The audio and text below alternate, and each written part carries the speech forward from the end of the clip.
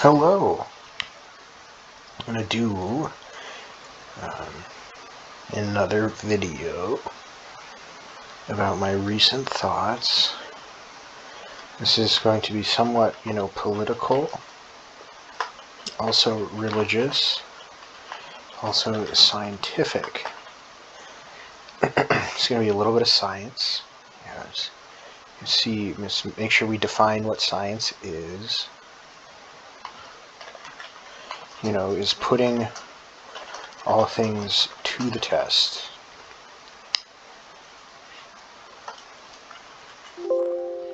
This is science. So what someone who is not a scientist would say is, my gut tells me this is okay, damn the evidence.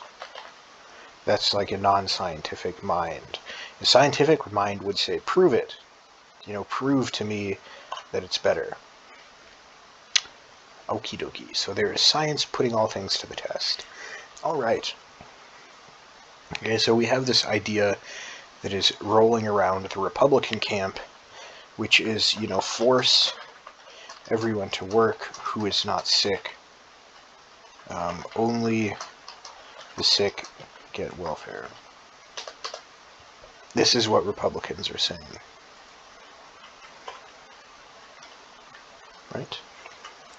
They want to cut Section 8 such that it is only temporary living for sick, for disabled and elderly, and can't be used long term, right, by people with can't be used long term by people who are not, sorry.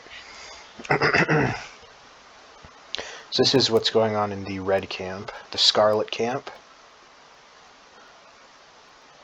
The Scarlet Beast says,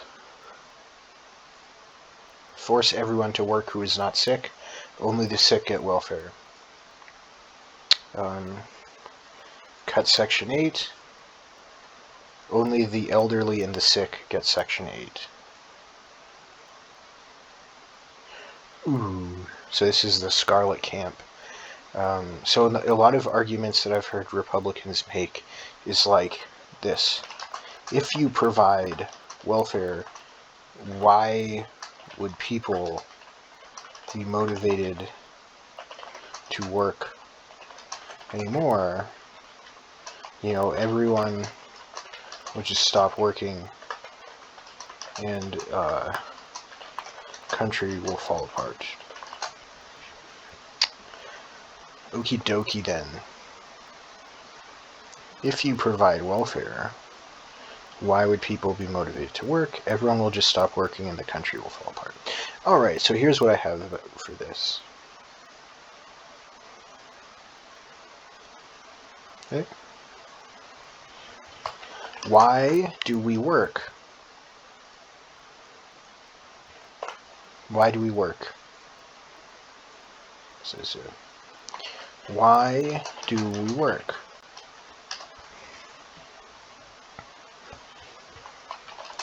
To provide for those in need. Okay, why would we stop working? Because no one is in need. Okay, well, the entire world needs our help. The entire world needs our help. The aliens on the undiscovered planet need our help. Okay, there is never reason to stop working because there are always potentially more people to help. Even when all illness is cured We still can work to make people's lives better. Right? So that's a pretty basic concept. If someone loses motivation to work because they already have food, these are the types of people that are not, okay, the kinds of people who lose motivation to work, once they have money, are not working for the right reason anyway, So why would them working be better for us? Right? Kinds of people who would lose motivation to work once they have money are not working for the right reason anyway. So why would them working be better? Right? What are the kind of people who we want to be working?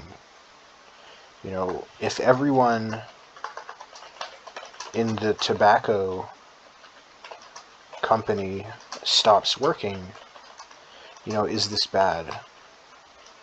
Not so much. If everyone producing, heroin or cocaine stop working, is that bad? Not so much. Okay, so first what we need to establish is that it's not that you're working that makes work good. It's why you're working. The reason for your work is what makes your work good. Okay, so here's the perfection of this theory of Christ's theory. That every man, who is poor, should be given a place to live and food, and even if this man, sells himself to you as a slave, you still don't make him work, ever. This is what Christ teaches. So this idea that you force the poor to work, you deny them welfare, this is a satanic lie to destroy the country. Okay, the idea that you force people to work is a satanic lie that is purely to destroy the entire country. Okay, so you read the Bible, it says, if any man falters with regards to his wealth, give him a place to work, and don't make him work. Give him a place to live, and don't make him work, even if, he sells himself to you as a slave. So this is a quote from New Testament. Okay, so this idea that we're supposed to make people work is a lie that is perpetrated by Satan. So anytime someone tells you, we should be forcing these people to work, they're not sick, that is Satan that is saying that. Okay, so Satan wants to force people to work for his purpose. Okay, by cutting their welfare. This is the reality of what's happening. Okay? That's how I view it. Alright, so Christ says, someone's poor, you give them a place to live, you don't ask them to work.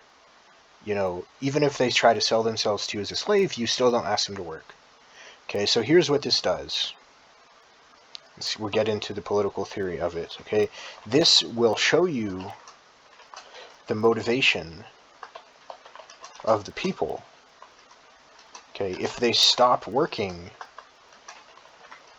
once you provide for them, you can see that they are selfish entirely and know that they do not serve Christ.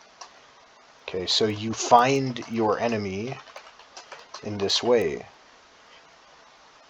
Make sense?